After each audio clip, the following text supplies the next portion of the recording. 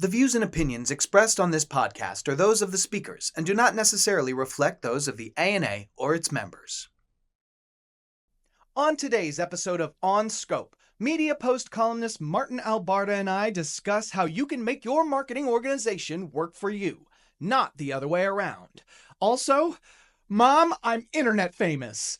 All that next on Scope.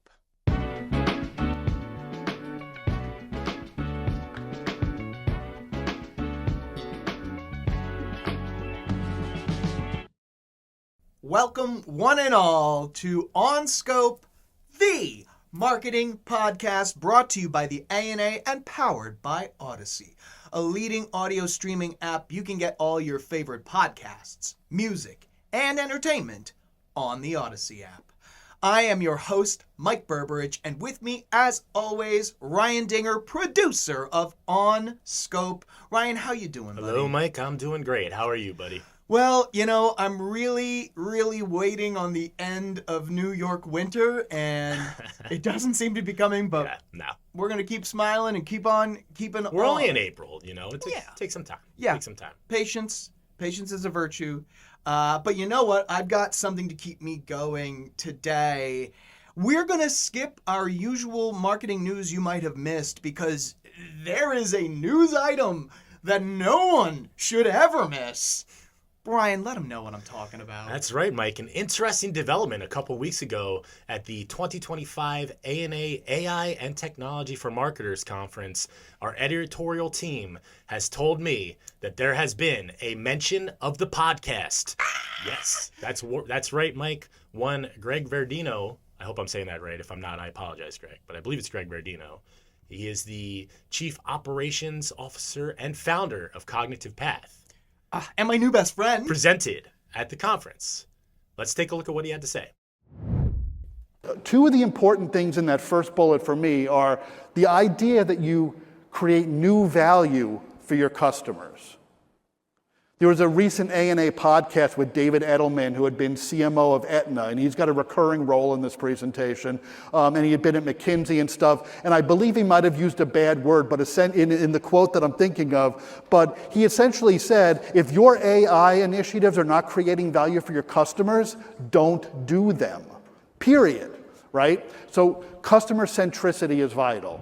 So there you have it, Mike. Greg mentioned the podcast at a conference. I am beside myself. Like, this is a thing now. Yeah, it's pretty cool. It's super cool. I did have one problem with Greg's mention of the podcast, though. I mean, he could have said how much he enjoyed that episode, but, like, you know, he was trying to keep it concise. That's not it.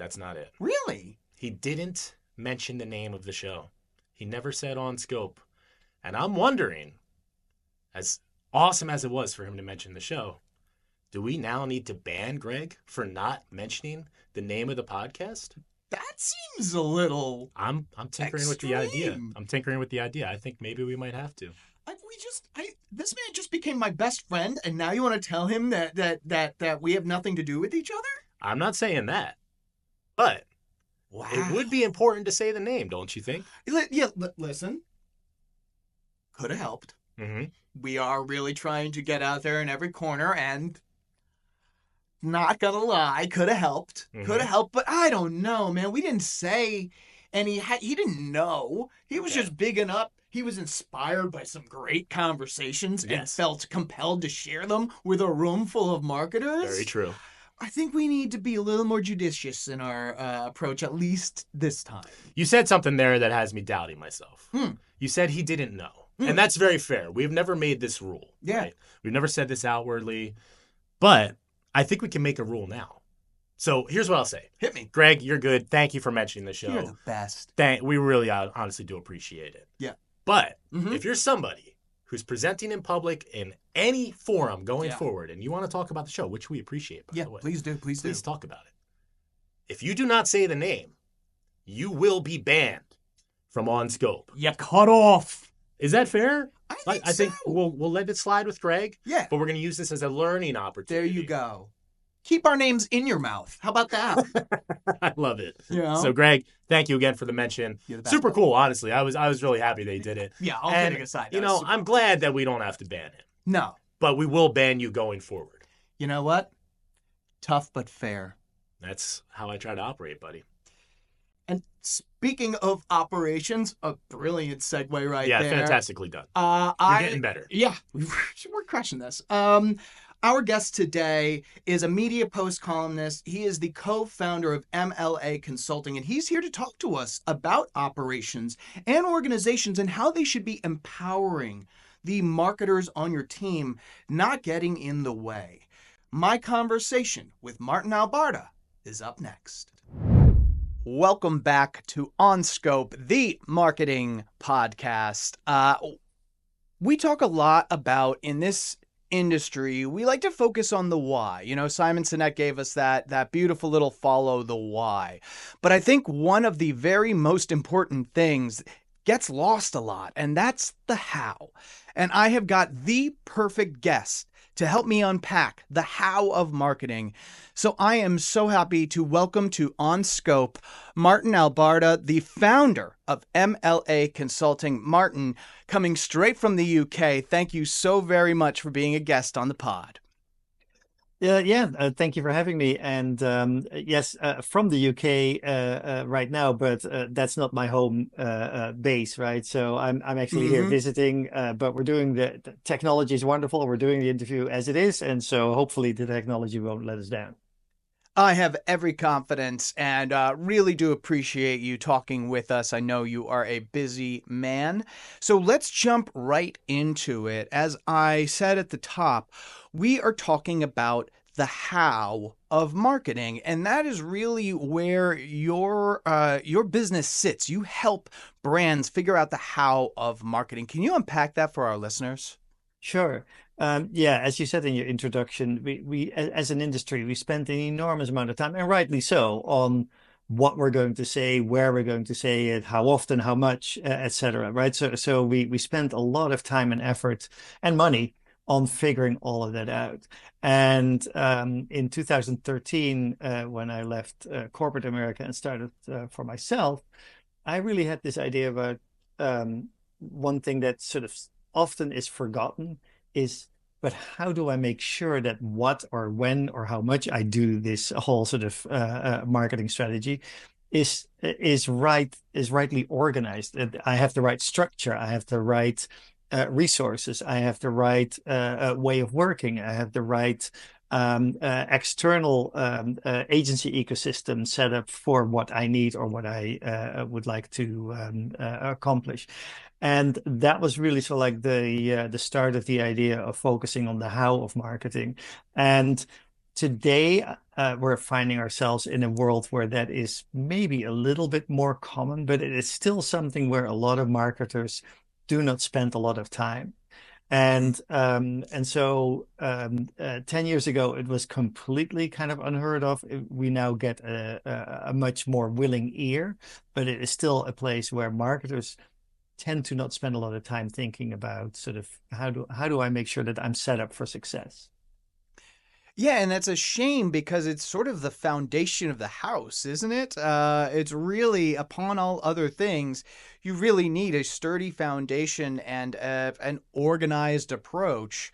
So I'm very glad, like I said, we're having this conversation. Now, we spoke earlier and you kind of took me through some of the experiences you've had walking into a brand. And to me, it really likens itself to a doctor where a patient comes in and they feel this and they're a little tired and this is kind of achy.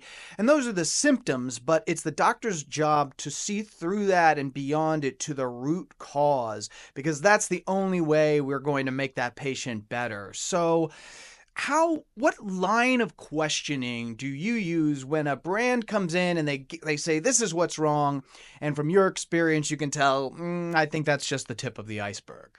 Yeah, no, it's an apt comparison, and very often people come in with either vague complaints, right? And that's probably something a doctor would see as well, or they think it's one specific thing that's sort of bothering them. My doctor always tells me, stay away from Dr. Google, right? Because Yes. it never tells you really what's going on, and then you think you have something, and it really you really don't. Mm-hmm. Um, but yeah, so what for me, what is really important is to start to understand and start to dig a little bit into but what is really going on, right? So sometimes people approach me and say, "Oh, my agency sucks, and they're so terrible, and it's never right, and it's too expensive, and it takes forever, and they don't listen or whatever," right? I mean, there's this whole sort of complaint scenario about agencies, and then as Mm-hmm. you start asking questions, is that, well, yeah, maybe your agency sucks, but maybe it's because you suck a little bit as well, right? Because you're always late, or you're always changing the brief, or you're not clear in your briefings, or any number of other kind of reasons what sort of leads to an agency not being able to perform at their best. Um, that's one example. It could also be that within your own structure, you incentivize for things that you say you do not want, right? So Mm-hmm. when you say, I'm not really always interested in the lowest cost, but you incentivize an agency for lowest cost, then that's obviously the first motivator that they're going to work on. And so then you create your own environment that is not optimal. So the way to go about it is that, yes, let's start with that thing that you think is ailing you, or that thing that you think is not working. But then let's really understand sort of the deeper sort of issues. And the way I do that is, my son is now 24, and he's a working young man. But when he was about 5, he went through that phase where he just asked why about everything, Mm-hmm. right? Can you go Mm-hmm. brush your teeth, or did you brush your teeth? Why, right? Did you do this, that, or the other? Why? Everything was why, right? I mean, and it's a phase that kids go through. But I thought it was very illuminating, and there's also this idea of the 5 whys, right? Or the peeling of the onion, etc.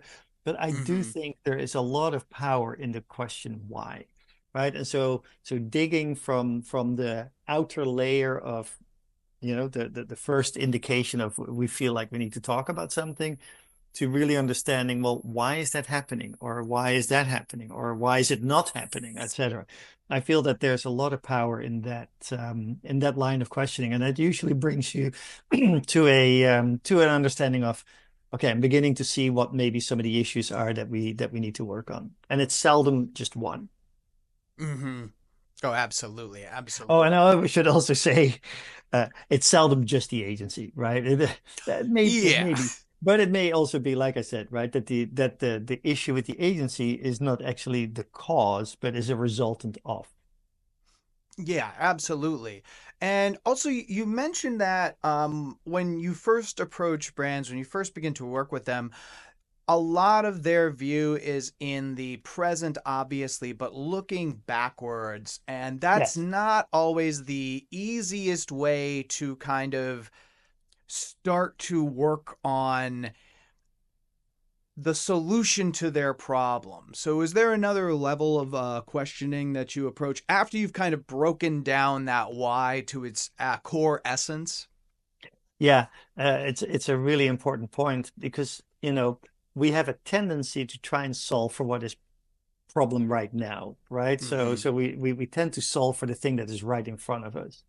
But when you start thinking about process, about infrastructure, about organizational structure, or capability development, etc., all the things that you need to do in order to maybe address some of the issues that you're suffering from today, is that it is really important to do that with a forward view, number one. So I tend to ask, what is going to be important for you over the next 3 years, right? Because it Mm-hmm. might be that today you're organized for, I'm making it up, buying lots of media, but what you really need is creating lots of content, right? That Right. then gets placed in that media. And so that is an evolution of your needs today that you can see happening, that you can see coming, and you're not set up or organized or structured or in any kind of way ready for that, or not ready enough for that. So that is really important. The other thing that comes with that, so not only looking, let's say, 3 years out, is to also really be honest with yourself about the fact that what I have today may not be perfectly suited for what I have tomorrow. When Mm-hmm. I talk to CMOs or other marketing leaders, it is very often clear that if I would give them a blank sheet of paper and say, design the best organizational model and the best process for that organizational model that you think would be most suitable for what you need, they 9 out of 10 times draw something very different than what they have today, right? Right. And so what most marketers have is what is sort of organically grown into what it is today, right? Influencers become important, so I'm going to Hmm. hire myself an influencer agency or set up an influencer group within my marketing department. Um, a new type of measurement becomes important. Well, let's make sure that our insights people have somebody for that, either externally or internally. So I liken that to the Christmas tree, right? We keep on hanging more and more ornaments into the Christmas tree, but at some point it just becomes a jumbled mess of a tree, and it really sort of Hmm. is no longer really sort of capable of carrying its own weight, and it just looks like a mess. And Yeah. so then you need to sort of say, okay, you know what? I'm putting everything to the side. I'm buying new lights. I'm doing silver and purple baubles only, etc. And so you organize it, reorganize it for its new purpose, and that's what is really important to sort of think through as well. Yeah, I absolutely love that analogy because, you can understand it because change happens so quickly that the idea of reorging every time a new shiny object pops up is a little terrifying, but that's not really what we're getting at. No, So, no. so now we've landed at the diagnosis. We've gotten beyond the symptoms. We're seeing kind of the root cause or causes of the problems. What are the next steps you take?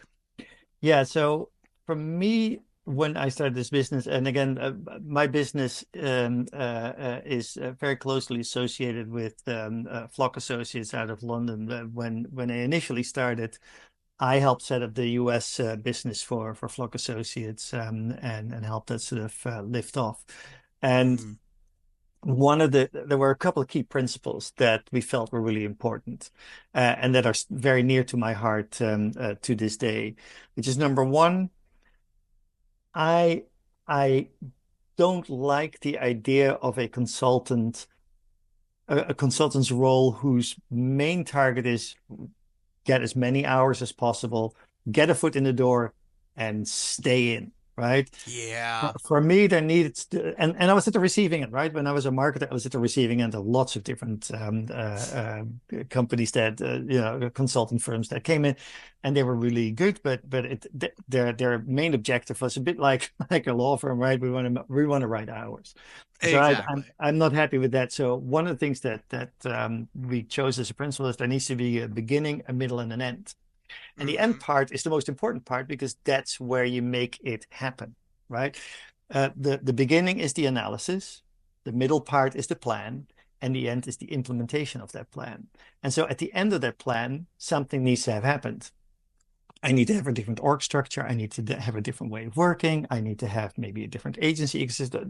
Something or a couple of things need to have changed, and that Hmm. then needs to be the new sort of the new now, right? So for me, that process to get to an end product with an end deliverable and then sort of being done and be out of the door is really important. And I also say that because I've been at the receiving end of some really smart analysis from major consultancies, but they couldn't and they weren't involved in the implementation. It was kind of like, well, here it is, and good luck, right? Good And luck. Yeah. because we have a day job, 9 out of 10 times those plans ended up in a drawer somewhere because it was a brilliant analysis and potentially some good suggestions, but I don't have the time and the bandwidth to go and do all of that. So Hmm. again, making sure that there's a beginning, a middle, and an end, and the end part is the most important part because that's where you make the actual change. I also tell clients that when you go through that process, you you go from hard to harder to hardest, right? Hmm. It is hard to be honest with yourself as an organization and to say, okay, here's what's ailing me, right? It's a little bit like an AA meeting, like, hi, I am advertiser so and so, and my problem is this, right? Right. So it can be sometimes a little confrontational, right? So and we always say, look, again, you are where you are because of, maybe a decade or more of choices that you made, and you've now actually come to the realization that's no longer fit for purpose. And that is a good thing. That is a good realization. So don't feel guilty about maybe what is all wrong, but feel excited about we're doing something about it.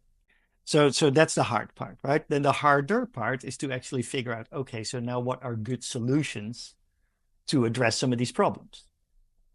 And that's a little harder because now you're talking about you used to do this and now maybe go do that. Or you used to work with this group of people or this group of resources externally or whatever. And maybe we need to change that to that, right? There's some pain in that, right? There's pain in maybe saying that you need to let go of some things and build some things.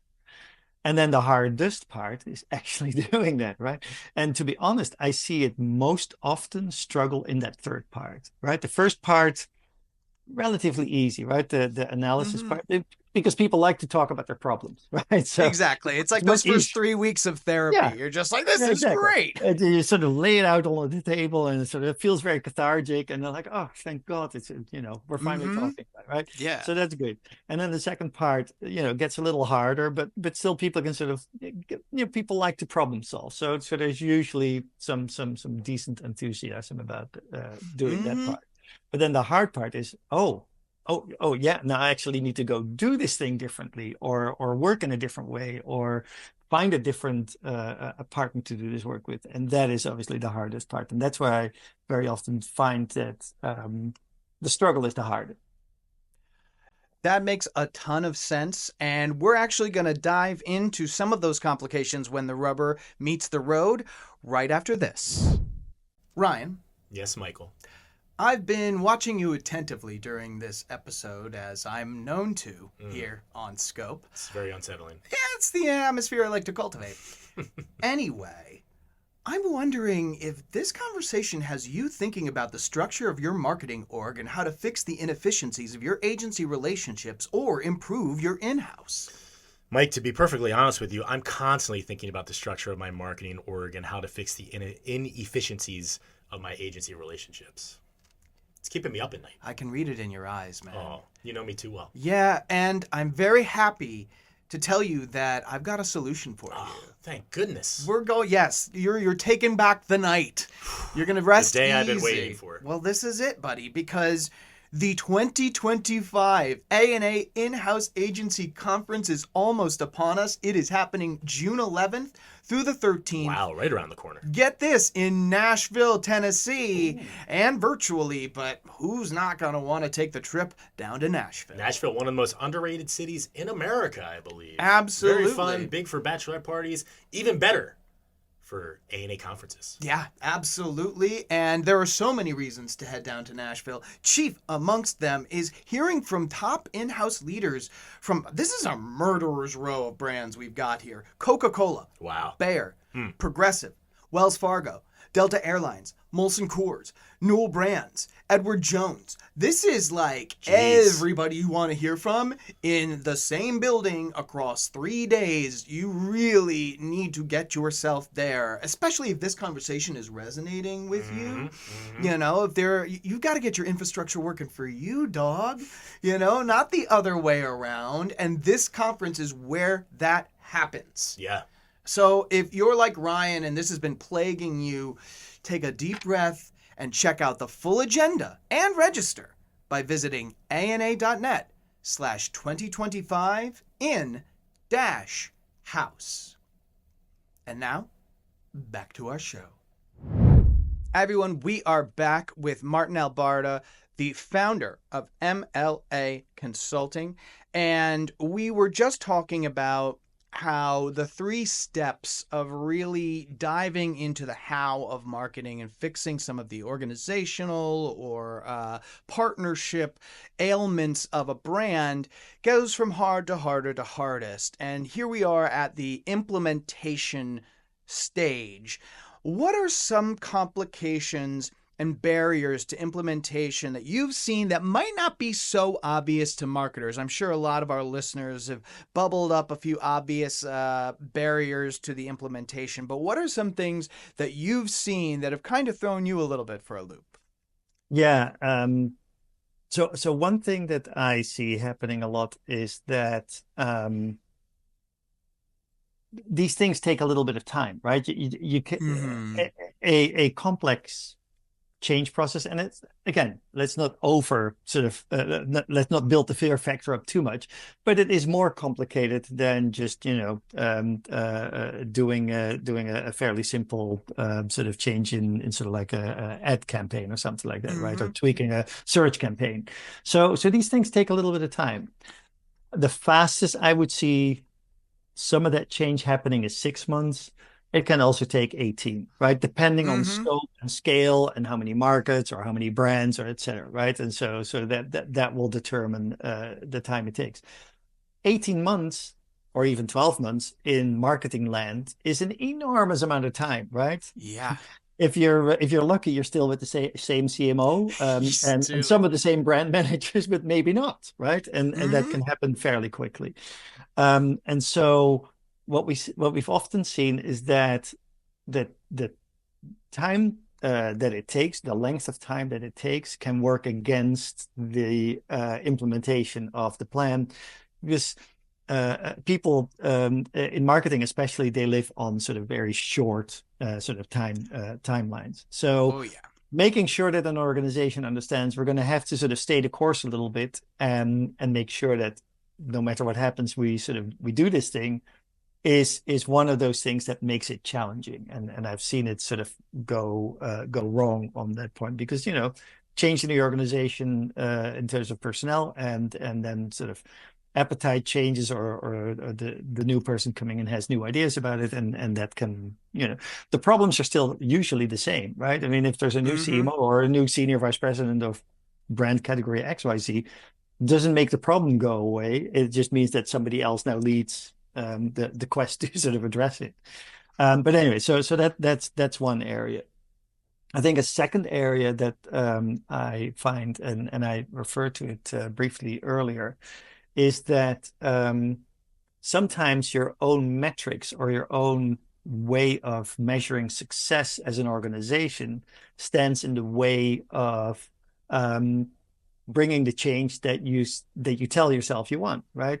I gave the very simplistic example that, for instance, if in media or in creative production, your goal is to always get it at the lowest cost, right? Your agency Mm-hmm. partners will be aware of that, right? And they might even be incentivized on that, right? In their agency evaluation or in their bonus structure, you might incentivize them or your own people on delivering at the lowest cost. And then if you're at the same time, if your marketing problem is all about brand awareness or brand reputation or whatever, well, that has very little to do with lowest cost. Yeah. It may be supported by something that is cost efficient, but cost efficient Mm-hmm. is not necessarily lowest cost. If Right. you incentivize whatever part of the infrastructure is on lowest cost, guess what? They'll chase the lowest cost first before they Yeah. do anything else, right? And that can work against you. So it is really important to figure out, well, how do you make sure that your organization is sort of pursuing the things that you say are important to you and is recognized for doing that so that they feel like, okay, there's incentive and there's reason to pursue those changes because it will help me to be recognized as a productive member of the team. Those are two things that we see a lot as a challenge. And then there's all sorts of other sort of more practical challenges, which I alluded to, right? If the organizational structure is really kind of either bloated or out of shape or whatever, um, sometimes organizations have difficulty right sizing or restructuring that because loyalties, because Mm-hmm. fear of the unknown. Yep. There's a number of it, but that can get in the way as well. So if you need to do something fairly dramatic in either internal structure and therefore people's roles, right? We're talking about human beings, Yeah. that can get in the way as well. Yeah, absolutely. And you mentioned something in a previous conversation that once you step back and think about it, it's very obvious, but it doesn't really hit your intuition is that you have to work with the culture that exists. I Yeah, know a lot of times people start like, well, then we need this culture, that culture. If yeah. you're working to make significant organizational changes, you need to do so within the context that exists. You can't really be aiming to, slay that double-headed dragon at the same time. Is that right? Yeah. No, it's very true. And again, especially in that sort of first phase of the project when I always call it, let's say, uninformed optimism, right? So people think, hey, Mm-hmm. we're going to change and we're going to do this thing and it's all going to be better. And it will be, right? I mean, that's the goal. That's Right. what you're trying to do. But especially in that phase, people tend to sort of be maybe sometimes a little overly optimistic in terms of how quick or how much they'll be able to do. But having said that, they sometimes then also ask for things that are just a poor fit with who they are as an organization. So again, I use very simplistic examples just to make the point. But for instance, Mm-hmm. if an organization is structured very much as a top-down decision-making organization, then building a bottom-up solution that might be sort of answering some of the other sort of pain points that the organization is struggling with is just not going to work, right? Because Right. it goes so counter to how this Mm-hmm. organization is sort of organized, so much counter to what is in their DNA that it's not going to work. And vice versa, right? I mean, if the organization is very much kind of like a bottom-up organization, don't come in with a solution that is very much a top-down kind of eat it or die, right? And then Right, that right, right. it just won't work. So I always say, yes, stay somewhat within the, let's say, the cultural DNA of how the organization functions, but at Mm-hmm. the same time push it out a little bit. My Yeah. analogy that I use is running shoes, right? I mean, the organization typically, they're running in their running shoes and they're comfortable with those running shoes, right? They Mm-hmm. are nicely supple and smooth, and they've had them for a while, and it feels like I'll put them on, and yes, these are my shoes, right? It just Right. feels good. But the results are sort of not great with those shoes anymore. So we'll design you a new pair of running shoes. When you put those on for the first time, it will feel a little different, right? Because it's not your Mm-hmm. usual running shoes. It might feel a little different. But my promise is that if you sort of really design those running shoes for exactly what kind of new goals you've set yourself, you'll be running in those new running shoes much better than you will in your old running shoes. And so, yes, it might hurt a little bit the first couple of rounds, right? Or it Right. might feel a bit pinchy or whatever, but they'll be your best new running shoes ever. That's at least the goal. And if they're not, then you need to take those shoes back and to the store and say, hey, that didn't work, and we need to do something different. But that's also the example, right? So if I would not design running shoes, but I would all of a sudden design a pair of very comfy beach flip-flops, that's completely counter to what you're trying to do, right? So it Right. needs to be the right. It can hurt a little bit. That doesn't matter as long as we don't design something that is completely unfit for purpose or takes it way too far outside of, let's say, the area of comfort, because it's just going to be counterproductive to what you're trying to accomplish. I love that. And like I said, when you take a step back and look at it, it's not the most revelatory thing in the world, but I think it's something a lot of folks tend to get wrong or tend to assume that they can just kind of change everything in one fell swoop. So I'm really glad that you No, touched on that. I appreciate it. it's very true, and you know, we see it especially with agencies, right? So Mm, clients get frustrated with their agency, and again, very seldom is it just the agency that is the issue, but right. okay, right? But they get frustrated with their agency, so then they come and say, well, we want something completely different, right? We've always had the big networks, so find me some funky new sort of independent agencies. Or we've been with sort of tech heavy agencies, so now find me something that is not about tech, but it's all about creative and or whatever, right? They're looking for something, let's say, the opposite or far away from what they have. And while I Mm-hmm. understand that question, very rarely is that, let's say, the at the far end of where you are today is a doable solution. Because I can guarantee you that if you would find all of a sudden a very different agency, but you do not address some of the fundamental issues that are maybe at the core of what is really sort of causing the frustration, 18 months from today, you'll again be very unhappy because now you've got an agency that is very unfit for your purpose. And it's just frustration on both ends, and it will usually it ends in tears, and it wasn't a solution.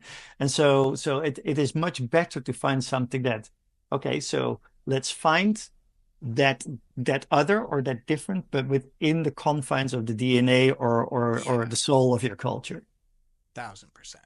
Yeah, I love that. And I love the idea of pushing it out and kind of breaking in the organization to a little bit of newness. I just absolutely love that.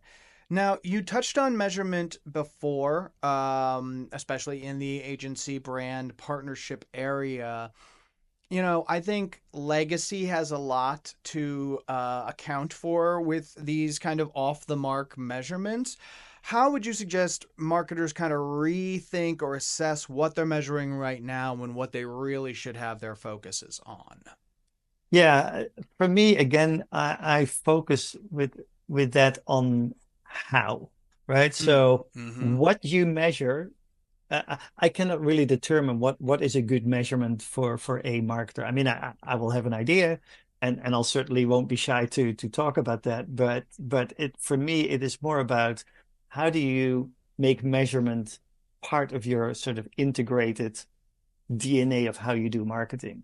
What I see way too often is that we spend enormous amounts of money on uh, the ideation, the creation, the production, and then the implementation. And we spend maybe a 10% or less of our sort of marketing budget on finding out, well, did it actually work? Right? Yeah. One of the worst things that as a marketer you can say is, that was great. Let's do it again, but bigger. Right? Yes. Because there are so many decisions in that simple sentence, and you hear it a lot, right? Something was Mm-hmm. potentially great, or it was at least perceived as great, but let's define by what it was great, right? So let's understand what would make us say that we actually feel like, yeah, it was great, and because here are the four or three or 10 whatever key metrics that we were trying to influence, and look, they all moved in the direction that we wanted. Great, right? But also, let's do it again is a huge decision, right? I have Mm-hmm. worked with marketers where they were doing something and they were like the first ones out of the gate to sort of find this new or different or innovative way of connecting with consumers. As a result, if you are that first one out of the gate, very often then a lot of your competitors will follow, right? They'll do something similar, or they'll Mm-hmm. they'll react or respond. And so for next year, it may not be that unique or innovative or new or different thing so much anymore. So let's make sure that we really evaluate how we do that work, and then make a decision about whether that is still the right thing to do again the next time around. Yeah, So I let's oh do it please. again is not necessarily a given for me. And then, but bigger is usually also something, right? If it was deemed a success, then we want to do more of it. Well, but Mm-hmm. sometimes the way you did it is actually why it was successful, and more might not Mm-hmm. lead to more success. And sometimes maybe you need to conclude, well, let's do it again, but maybe a little smaller because either there's more competition now, or maybe with a little bit less, it doesn't have to cost as much time and effort and to get it done, etc. So yeah, measurement is really important, but what is important to me from measurement is that you build it into your process as a step, and Mm. not sort of do some casual let's do it again but bigger at the end, but let's have a structured end sort of step in your work process where you do the measurement, have set goals against which you will determine your success, and then have, as part of that step, also a discussion and a decision about, do we do that again? Do we do it bigger? Do we do it at all, etc.? Mm-hmm. I love the nuance of that because you're so right. And a lot of this is now it's occurring to me. A lot of this is impulse control. You see success and yeah, hit the button, Yeah. hit the button, hit the button, but you really need to know the contextual nature of that success. Martin, that was just brilliantly put. I really do appreciate it. Um, Before we wrap up, if people are having as great a time, and I feel like this is one of those episodes that my marketers are going to have to just run back and listen to a second time because there are just too many gems lying in the conversation we just had. Before we wrap this up, how can people learn more about MLA Consulting and more of what you're up to? Sure. All you need to do is just Google my name and you'll find me. I have a website. I'm on social media. I'm all the usual channels. I write on media post every other week. So you'll find me. Just Google my name and you'll find me and we can get in touch. And as you can probably notice, it is a topic near and dear to my heart and I can talk about it for hours. And I feel very fortunate that I can help marketers figure stuff out, untangle and rewire the Christmas lights. And yeah, so if you want to find me or you want to come and have a chat about it, I always like to talk about it. So come and find me. Oh, excellent. And I can vouch, Martin and I have had several conversations right now, and it really is the passion you bring to it, I think, is part of the reason that you're so successful in getting big organizations to kind of follow you down this path all the way to implementation. Speaking of passions, let's close out this episode. Martin, could you share something with us that's got you excited, that you're passionate about? And I mean anything professionally or personally. What's got you excited nowadays? Yeah, so professionally, I always enjoy a new challenge, right? So whether it's learning a new industry or a new business, a new client or whatever, I always enjoy that because I learn something every time. I've been fortunate in the last 10 years to work literally across the spectrum of business to business, business to consumer, fast moving, high end service, financial. I mean, it runs the gamut and it has been fascinating because what is really cool about it is that you get to work with usually pretty smart people, right? And Mm-hmm. and really interesting brands and businesses, and I love to learn. I always say that I'm eternally curious, and so that gives me opportunity to help people with that. At the same time, I also really enjoy figuring it out, right? And trying to really Mm-hmm. be purposeful in what the solutions might be because I feel they need to work, right? If it's just empty words or a half a plan, then for me it's not been great. And so I really enjoy the really making something happen and hopefully giving people something that they feel better about. So that's professionally. Personally, I am looking forward to the year 2025.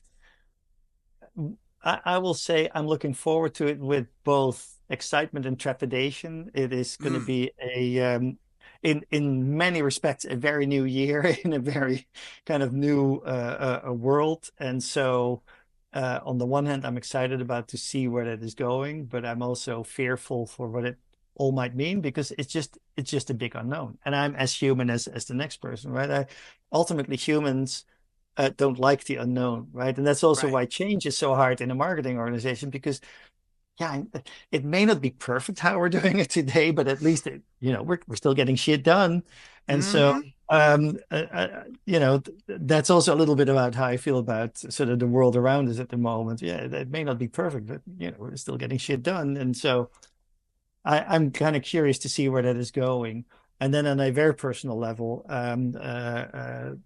it's we've just as a family gone through some profound change. Son has left the house, is now literally standing on his own legs, and Mm. so we're excited and interested to see how he sort of forges his own path in the world now as a educated and employed young man. Well, with your guidance behind him, I have every optimism.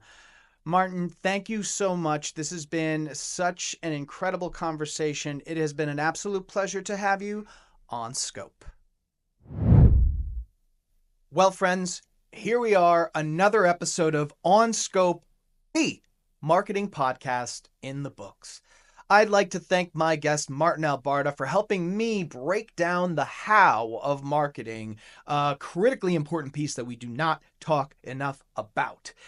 As a reminder, if you have an idea for a guest or a topic, we would love to hear from you. Our email is onscope@ana.net. And finally, your moment of marketing meditation. Take a deep breath, relax your shoulders, and consider the following words from artist Tanya Allison. Being organized is all about the ABCs: awareness and action, balance and beliefs, choices and consistency. Think on that, and we'll see you next week.